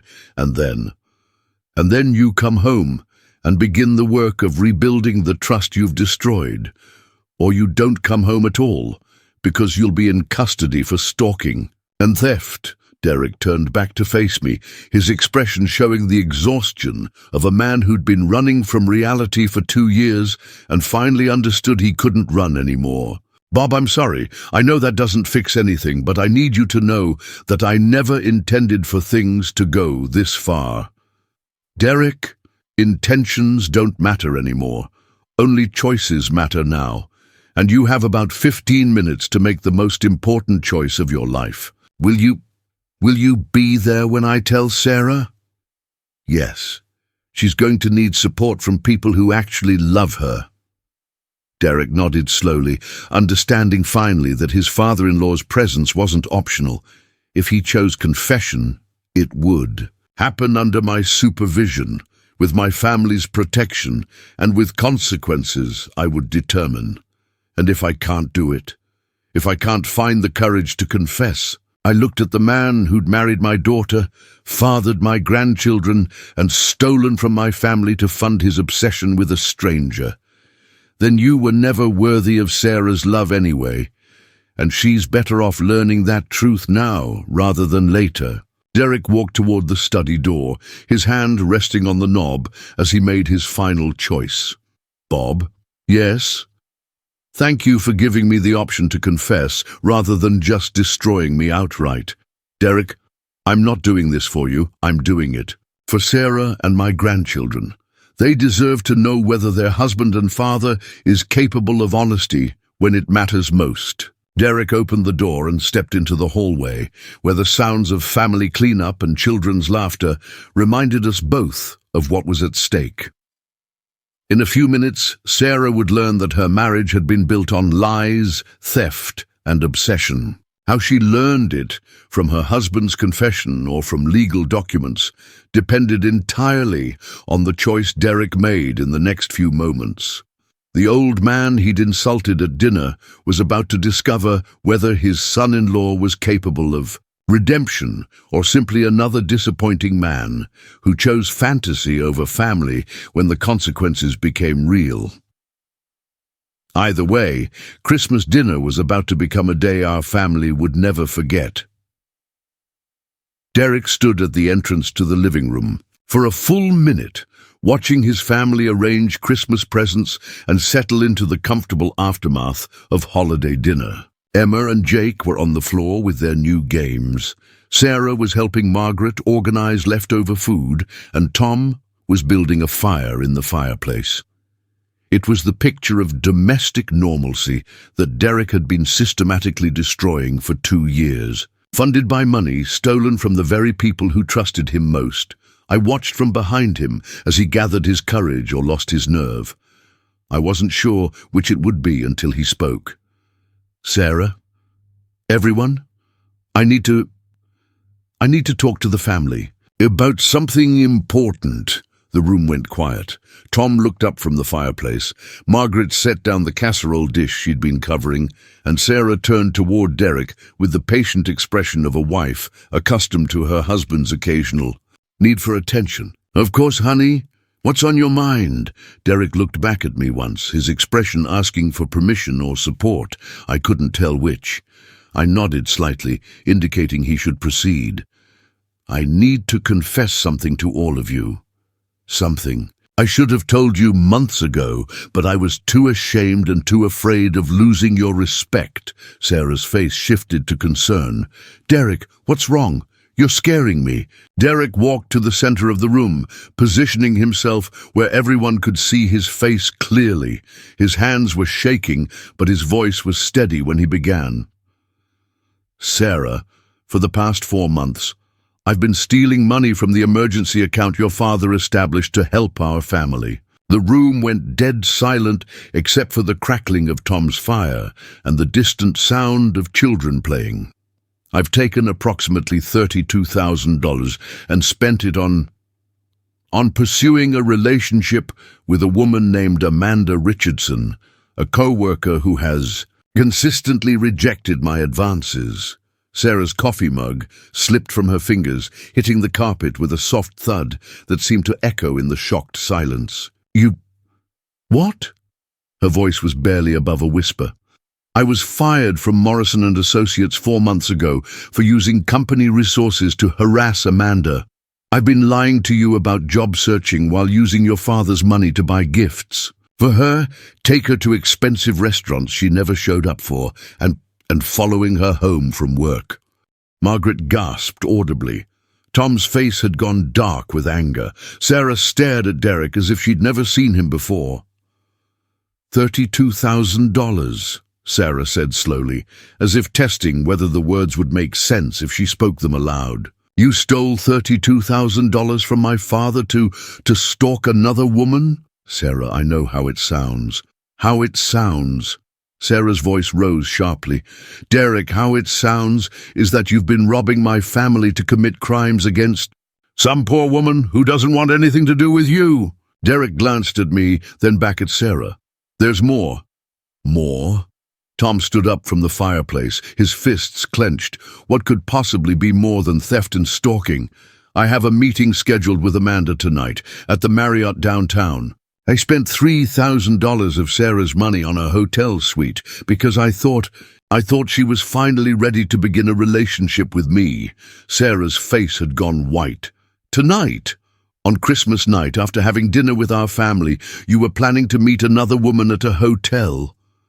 Sarah, I need you to understand. No. Sarah's voice cut through Derek's attempted explanation like a blade. No, I don't need to understand anything, except that my husband has been lying to me, stealing from my family, and planning to cheat on me. All at the same time, she turned to look at me, her eyes filled with a mixture of hurt and recognition. Dad, you knew about this. That's why you've been asking me about my marriage, warning me about difficult conversations. I found out 3 weeks ago, I confirmed. I wanted Derek to have the opportunity to confess to you himself, and if he hadn't, then you would have learned about it through criminal charges and court documents. Derek stepped forward, his hands extended towards Sarah in a gesture of supplication. Sarah, please, I know I've made terrible mistakes, but I want to fix this. I want to save our marriage. Save our marriage? Sarah's laugh was bitter. Derek, you don't have a marriage to save. You have a wife you've been robbing to fund your obsession with another woman. Those are not the same thing. Emma and Jake had stopped playing, sensing the adult tension without understanding its source. Margaret quickly moved to distract them, gathering their new toys and suggesting they play in the kitchen. Tom approached Derek with barely controlled fury. You stole from Bob. From the man who opened his home and his wallet to help your family. How do you live with yourself? I was going to pay it back. With what money, Derek? Sarah's voice was sharp with disbelief. You don't have a job. You've been lying about that too, apparently. Derek's attempted explanation dissolved into the incoherent babbling of a man watching his life collapse in real time. Sarah, I love you. I've always loved you. Amanda was she made me feel different, like I could be someone else. Someone more interesting than the husband and father you chose to be. Sarah stood up, her movements deliberate and controlled, despite the tremor in her voice. Derek, if you wanted to be someone else, you should have done that before you married me and had children with me. The room fell quiet again. Outside, snow continued to fall, covering the neighborhood in the kind of peaceful white that made Christmas evenings feel magical. Inside, our family was fracturing along lines that might never heal. Dad, Sarah turned to me, her voice steadier now. What happens next? I looked at Derek, who was standing in the middle of our living room like a man waiting for execution. And then back at my daughter. That depends on what Derek chooses to do about the meeting he has scheduled tonight. Sarah's eyes went cold. The meeting is still happening? Amanda agreed to meet with Derek to reject him definitively. She's hoping one direct conversation will end his harassment without involving law enforcement. And Derek's going to this meeting. Derek's going to accept Amanda's rejection gracefully and leave her alone forever, I said, making it clear that this wasn't optional. The question is whether he does that as a single man facing criminal charges or as a married man committed to rebuilding the trust he's destroyed. Sarah looked at Derek for a long moment, studying the face of the man she'd thought she knew. Derek, do you understand what you've done to us? To our family? Derek nodded miserably. I've destroyed everything. Yes, you have. The question is whether you're capable of building something honest from the wreckage, or whether you're just going to keep lying and stealing and chasing fantasies. Derek fell to his knees in front of Sarah, tears streaming down his face. Sarah, please, give me a chance to prove I can change. Let me show you that our family means more to me than any fantasy. Sarah looked down at her husband, then at me, then at Tom and Margaret, who were watching this family drama unfold with the helpless expression of people witnessing a car accident. "Dad, you said Derek could choose between confession and criminal charges. What exactly did you mean by that?" I pulled out the legal documents Richard Morrison had prepared. "If Derek follows through on his commitment to end his obsession with Amanda and enters counseling to address his behavior, I'll use the money he stole to pay for therapy and marriage counseling. And if he doesn't, then Derek faces criminal prosecution for theft and stalking, and you get to decide whether to rebuild your life with or without him." Sarah studied her husband, who was still kneeling on our living room carpet, reduced to begging for a forgiveness he might not deserve. "Derek, stand up!" Derek rose slowly, his face streaked with tears and shame. "I want you to go to that meeting tonight. I want you to accept Amanda's rejection with grace and dignity. I want you to apologize to her for the harassment and promise to leave her alone forever." Derek nodded eagerly. "Yes. Yes, I'll do exactly that." "And then," Sarah continued, her voice gaining strength, "you'll come home and we'll begin the hardest work either of us has ever done, figuring out whether there's enough left of our marriage to rebuild." Derek looked at Sarah with something that might have been hope. Do you think there's a chance for us?" Sarah was quiet for a long moment, considering the question that would determine the future of our family. "I think there's a chance for honesty, Derek. Whether that leads to reconciliation or just peaceful co-parenting remains to be seen." She turned to me. "Dad, I want you to know how grateful I am that you gave Derek the opportunity to confess rather than just destroying him. But I also want you to know that if he violates any part of this agreement, I won't ask you to show mercy a second time." "Understood." Derek looked around the room at faces that had welcomed him into our family for 8 years, faces that now showed a mixture of disappointment, anger, and guarded hope for redemption. "I won't let you down again," he said quietly. "Any of you." Tom stepped forward, his voice gruff with barely controlled emotion. "Derek, Bob's giving you a gift you don't deserve, the chance to save your family. Don't waste it." Derek nodded solemnly, understanding finally that his father-in-law's mercy came with conditions that would be enforced ruthlessly if violated. As the evening wound down and Derek prepared to leave for his meeting with Amanda, I pulled him aside one final time.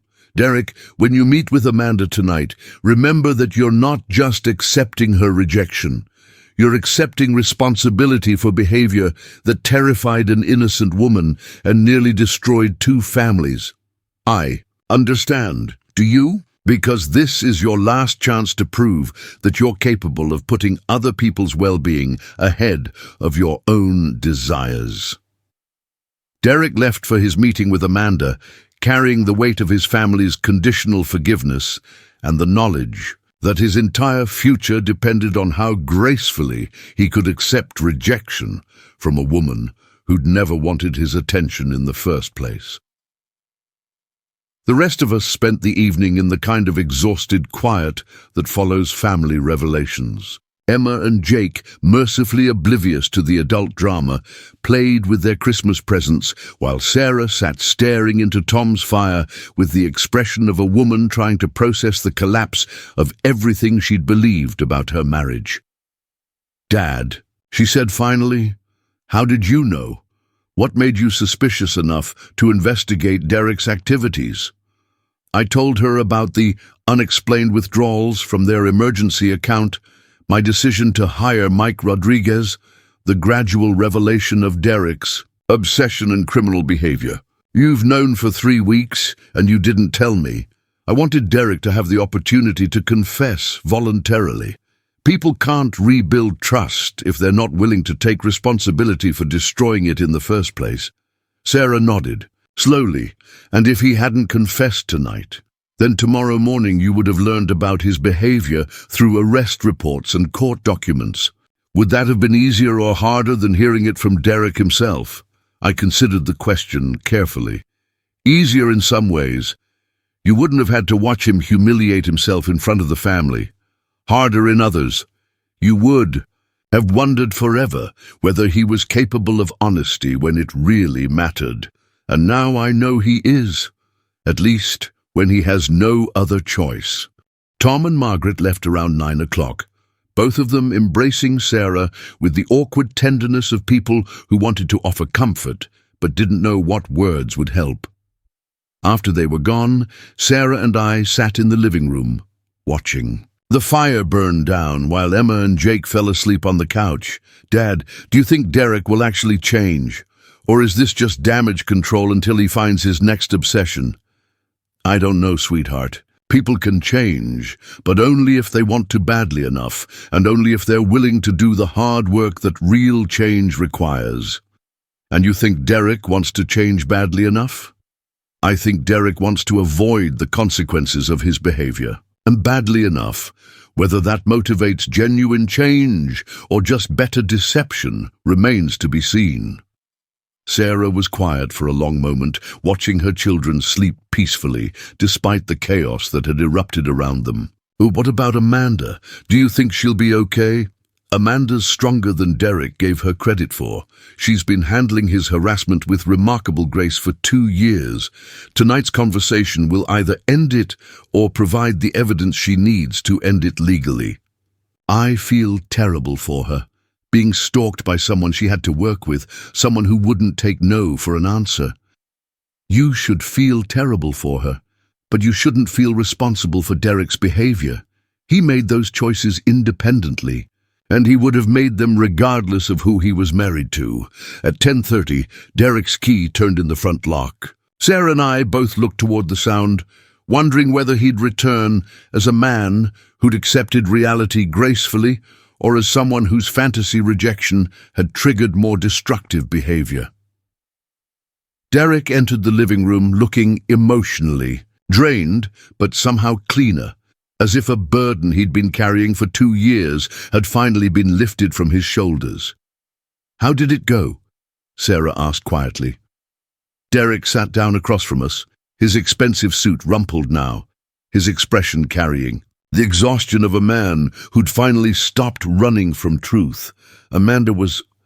She was kinder than I deserved. She explained clearly that she had never been interested in a romantic relationship with me, that my behavior had made her uncomfortable and afraid, and that it needed to stop completely.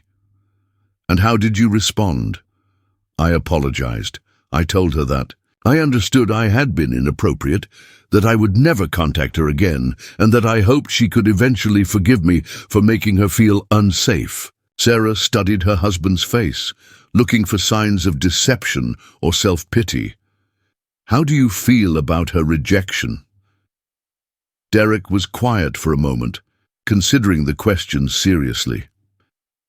Ashamed, embarrassed, relieved actually that I don't have to maintain the fantasy anymore. Relieved.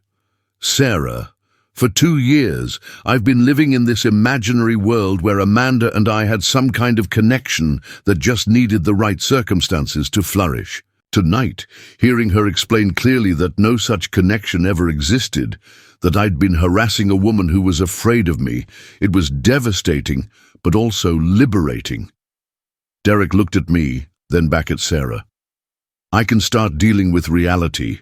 Now, instead of chasing a delusion that was destroying our family." Sarah reached over and picked up Jake, who had fallen asleep during our conversation. "Derek, I need you to understand something. What happened tonight, the confession, the meeting with Amanda, the promises about change, that's just the beginning.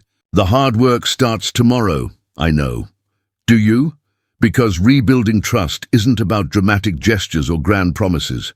It's about small, consistent choices, made day after day, that prove you've actually changed." Derek nodded. "Sarah, I know. I don't deserve forgiveness, but I'm asking you to give me the chance to earn it."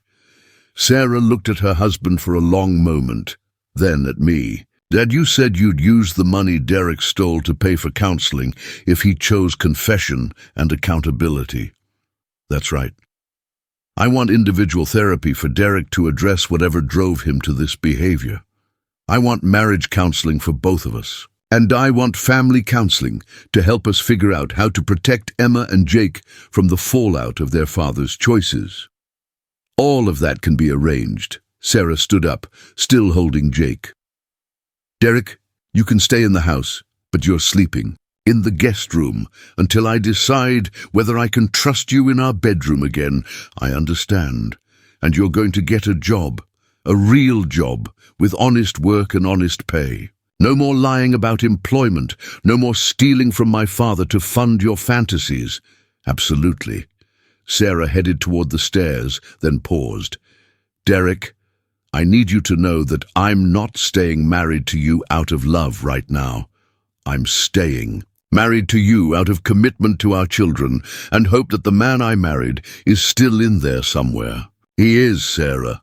I promise you, he is. After Sarah had carried the children upstairs and Derek had retreated to the guest room, I sat alone in the living room, surrounded by the detritus of what had been either our last Christmas together or the first day of our family's recovery. The old man Derek had insulted at dinner, had successfully maneuvered him into confession, accountability, and the beginning of genuine consequences for his behavior. But the hardest work was yet to come. Derek would have to prove through actions, rather than words, that he was capable of being the husband and father his family deserved. Sarah would have to decide whether forgiveness was possible without sacrificing her own dignity and security, and I would have to watch from the sidelines as my daughter either rebuilt her marriage or built the courage to end it. But for the first time in months, our family's future was based on truth rather than lies, honesty rather than deception. Whatever came next, at least it would be real. 6 months later, I was sitting in my backyard, watching Emma and Jake play on the swing set I'd built them for. Easter, when Sarah appeared with 2 glasses of lemonade and the smile I hadn't seen since before Derek's confession. Dad, I have news. I set down the newspaper I'd been reading and accepted the cold drink gratefully. May in Ohio was warming up nicely, and the garden Linda had planted was coming back to life after a hard winter. Good news, I hope? Good news. Sarah settled into the lawn chair beside mine. Derek got promoted at Morrison Materials. He's now their lead inventory manager with a $12,000 salary increase. Derek had been working at the building supply company since January, starting as a basic warehouse worker and gradually earning responsibility through the kind of consistent effort I hadn't seen from him in years. How's he handling the promotion? Really? Well, actually, he's proud of earning it through his own work, and he's already talking about taking some night classes to improve his management skills. And how are you handling having a husband who comes home excited about honest work instead of distracted by fantasies? Sarah's smile widened. It's different, better. Like I'm married to someone I actually know instead of someone who was always performing a role. The transformation had been gradual but genuine. Derek's confession on Christmas night had marked the beginning of the hardest 6 months of their marriage, but also the most honest. Individual therapy had helped Derek understand that his obsession with Amanda had been less about her specifically and more about his dissatisfaction with adult responsibilities and his fear of being ordinary. Marriage counseling had given Sarah and Derek tools for rebuilding trust and communication. Family therapy had ensured that Emma and Jake remained protected from their parents' marital struggles. Most importantly, Derek had kept every promise he'd made during that devastating Christmas evening. Sarah, can I ask you something personal? Of course. Do you love him again, or are you still staying married out of commitment and hope?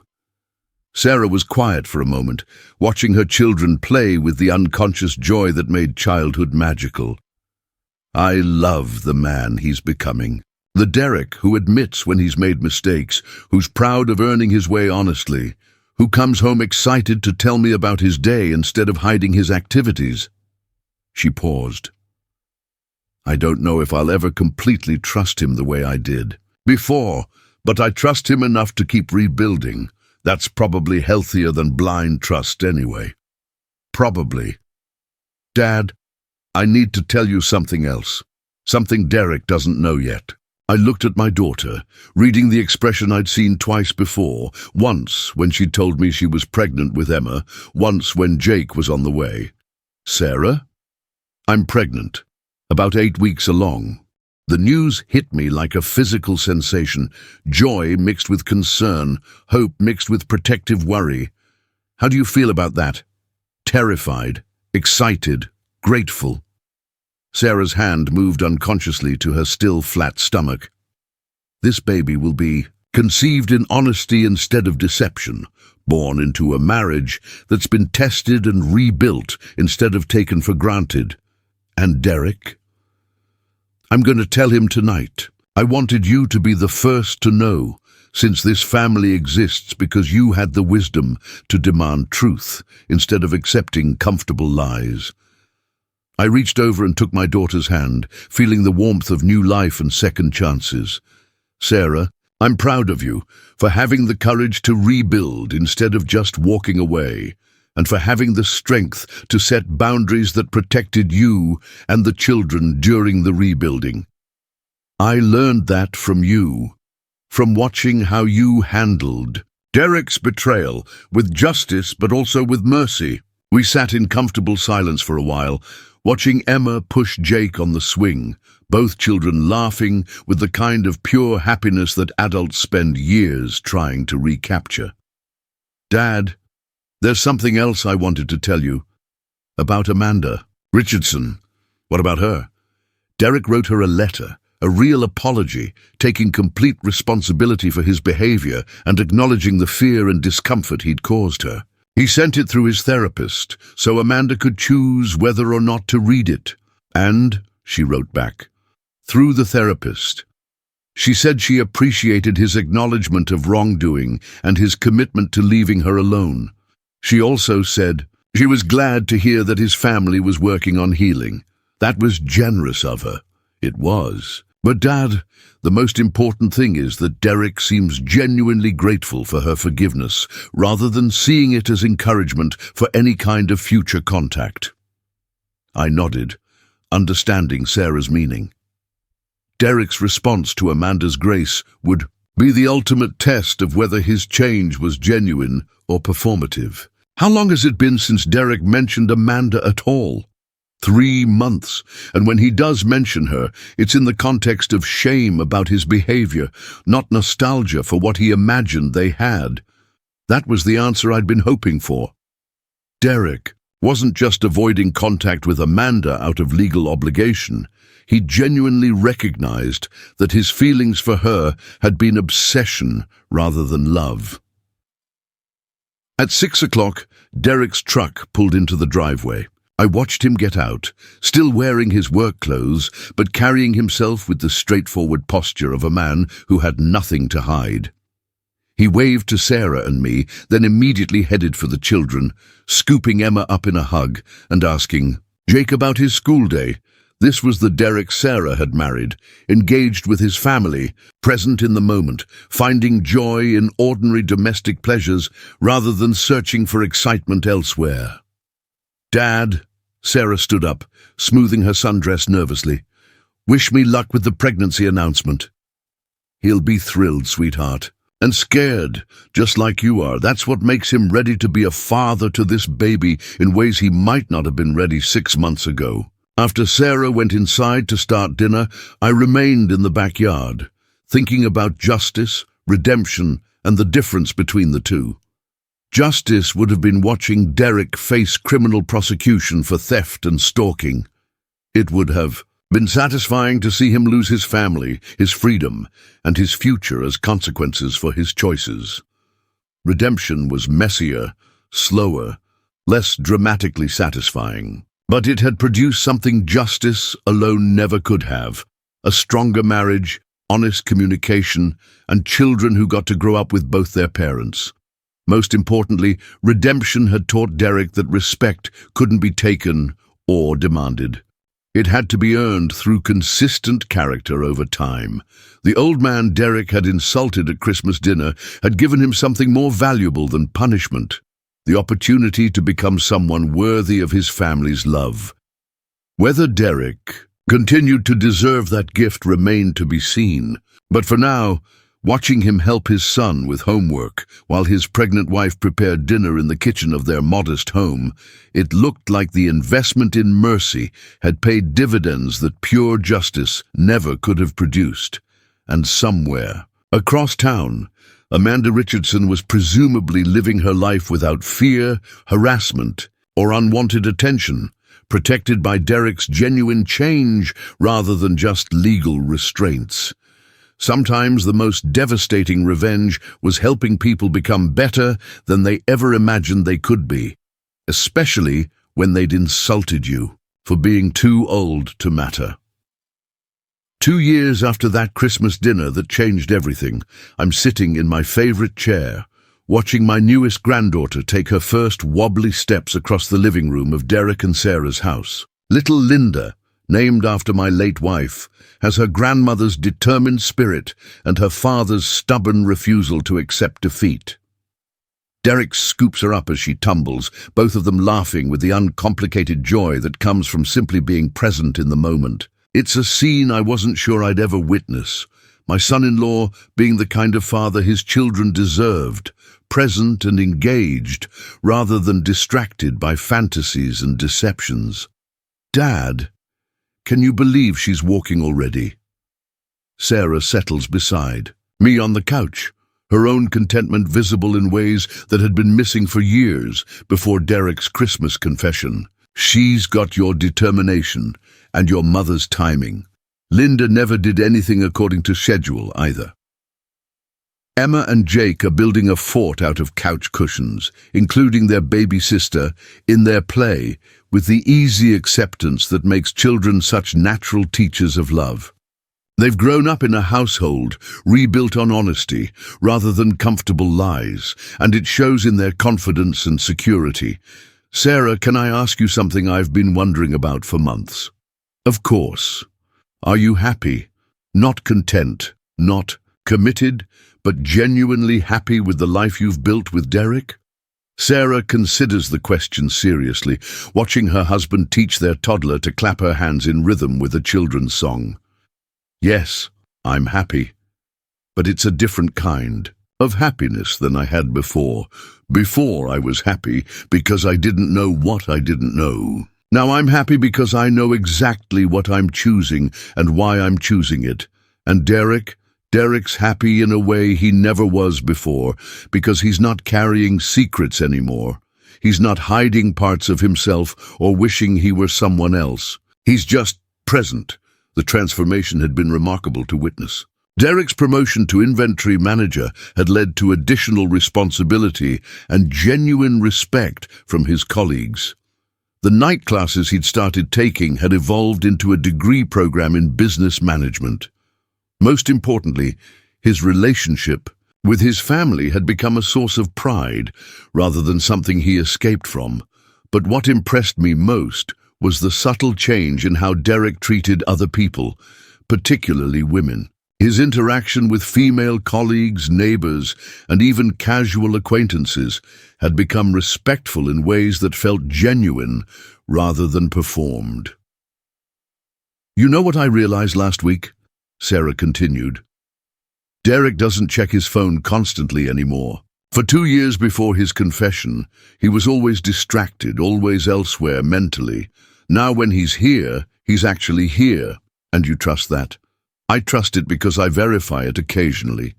Sarah's smile carried just a hint of mischief. Remember what you told me about being smart rather than just trusting? I still have contacts who could tell me if Derek were engaging in inappropriate behavior. I laughed, recognizing my own pragmatic approach to family relationships. And what do your contacts tell you?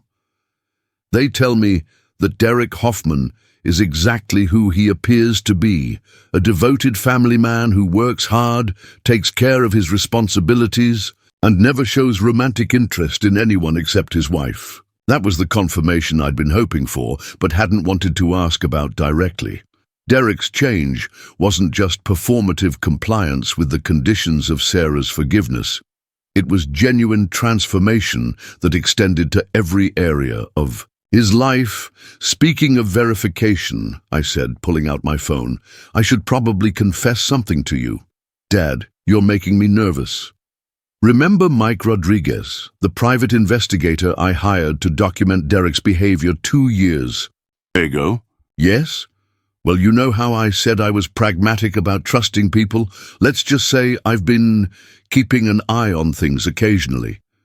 Sarah stared at me for a moment, then burst into laughter.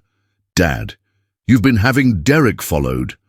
Not followed exactly, just periodic check-ins. You know, to make sure my investment in marriage counseling was producing genuine results rather than just better deception. And what have your periodic check-ins revealed? I scrolled through the messages on my phone, finding the most recent report from Mike. Let me see.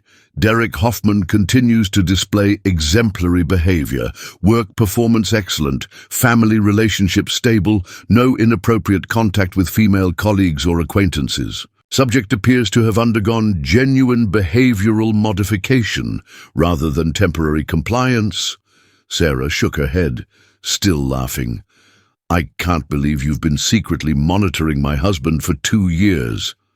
I can't believe you've been doing the same thing through your own network. Apparently, we both learned the value of verification over blind trust. Derek looked over from where he was playing with Linda, catching our laughter without understanding its source. What's so funny over there? Sarah and I exchanged glances, sharing the conspiratorial amusement of people who'd been protecting each other in ways the protected person hadn't realized. Just family stuff, honey. Nothing you need to worry about, Derek's response was telling.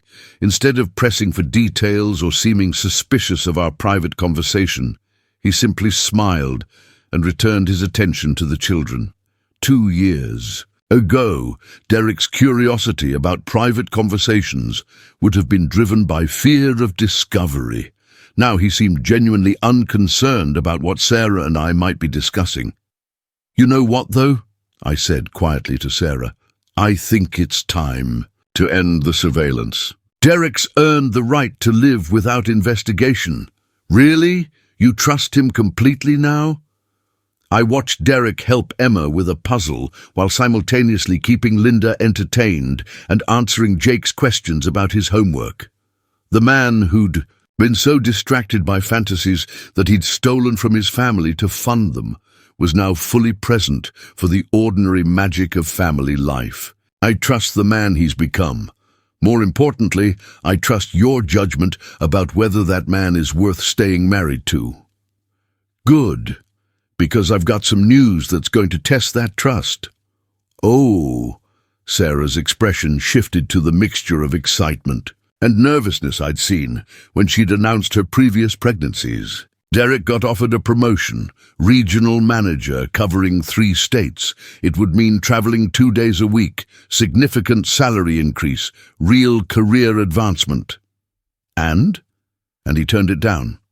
I looked at Derek, who was now reading a story. To all 3 children, his voice animated with the different character voices that made him Emma and Jake's favorite storyteller. He turned down a promotion? Why? He said he wasn't interested in a job that would take him away from his family regularly. He said he'd learned the difference between success and fulfillment, and that his fulfillment came from being present for his wife and children. The decision revealed more about Derek's transformation than any amount of surveillance ever could. 2 years ago, Derek would have jumped at the opportunity for advancement, status, and increased income. Now, he was choosing family stability over professional advancement. How do you feel about his decision? Proud of him for making it without consulting me first. It showed me that his priorities have genuinely changed, that he's not just performing the role of devoted husband and father. Derek finished the story and began the complicated logistics of getting 3 children ready for naps and quiet time. Emma and Jake protested with the token resistance of children who actually wanted to rest, while Linda simply fell asleep in her father's arms. Watching Derek navigate these ordinary parental challenges with patience and humor, I found myself thinking about the conversation we'd had in my study 2 years ago. The broken man who'd confessed to theft, stalking, and betrayal had been replaced by someone stronger, more grounded, more genuinely content with his actual life, rather than fantasies about different lives. Sarah, I need to tell you something I've never said directly. What's that? I'm proud of Derek, not just for changing, but for having the courage to maintain that change even when no one was watching or demanding it. Sarah reached over and squeezed my hand. You know what I think changed him the most? What? You gave him consequences that matched his behavior instead of just punishing him for it. You made him face the truth about what he'd done, but you also gave him a path to redemption. That combination broke through his self-deception in ways that pure punishment never could have. And you gave him something to rebuild for. A lot of women would have left after discovering what Derek had done. I thought about it. For months I thought about it. But I realized that staying wasn't about Derek deserving forgiveness. It was about me deserving the chance to find out if the man I'd married was still in there somewhere. And was he? Sarah looked at Derek, who was now quietly cleaning up toys while Linda napped in his arms and Emma and Jake settled into their afternoon rest. He was just buried under a lot of fear, selfishness, and fantasy. Once all that got stripped away, the man I'd fallen in love with was still there. Stronger, actually, because he'd been tested in ways that revealed his true character. As the afternoon wound down and it came time for me to drive home to my own quiet house, Derek approached me with something I hadn't seen from him in years. Genuine appreciation rather than performative gratitude. Bob, I wanted to thank you again for what you did 2 years ago. Not just for giving me the chance to confess instead of destroying me, but for caring enough about our family to intervene when I was destroying it. Derek, you don't need to keep thanking me. The work you've done to rebuild your life speaks for itself. I know, but I need you to understand something. The man who insulted you at Christmas dinner 2 years ago was angry at himself, not at you. I was calling you an old man because I was terrified of becoming the kind of man who'd wasted his life on ordinary things. And now, Derek looked around the living room where his children were settling into peaceful afternoon activities, where his pregnant wife was reading quietly, where the evidence of a life built on love and honest work surrounded us. Now I understand that ordinary things become extraordinary when they're built on truth instead of lies. This life, work I'm proud of, a wife who trusts me, children who run to me when I come home. This is what happiness actually looks like. Derek, can I ask you something I've been wondering about? Of course. Do you ever think about Amanda? About what might have happened if I hadn't intervened? Derek considered the question seriously. I think about Amanda sometimes, but not in the way you might expect. I think about her as a lesson in how badly I could hurt innocent people when I was living in fantasy instead of reality. And I hope she's living a happy life, free from harassment from men like I used to be. I hope her husband and children never have to experience what Sarah and Emma and Jake experienced because of my selfishness. Derek's response confirmed what I'd hoped, but hadn't dared assume. His transformation was complete enough that he could think about Amanda with genuine remorse, rather than lingering obsession. One last question, Derek. What would you tell another man who was making the same mistakes you made? Derek was quiet for a long moment, watching Linda sleep in her carrier, and listening to Emma and Jake's quiet conversation as they settled down for rest time. I'd tell him that the fantasy is never worth the price you pay in reality. I'd tell him that the life you're running from might actually be exactly what you need if you're brave enough to show up for it honestly. As I drove home through the familiar streets of our neighborhood, I found myself thinking about revenge, justice, and redemption, and the differences between them. Revenge would have been watching Derek lose everything as consequences for his betrayal. It would have been satisfying in the short term, but it wouldn't have protected Sarah or the children, or even Amanda Richardson from the fallout. Justice would have been ensuring Derek faced appropriate legal consequences for theft and stalking. It would have been fair, but it wouldn't have addressed the underlying problems that had led to his destructive behavior. Redemption had been messier, riskier, and required more faith in human capacity for change. But it had produced something neither revenge nor pure justice could have achieved: a genuinely transformed person, a stronger marriage, and children who grew up with both parents. Most importantly, redemption had taught everyone involved, Derek, Sarah, and even me, that people are capable of becoming better than their worst choices if they're given appropriate consequences combined with genuine opportunity for change.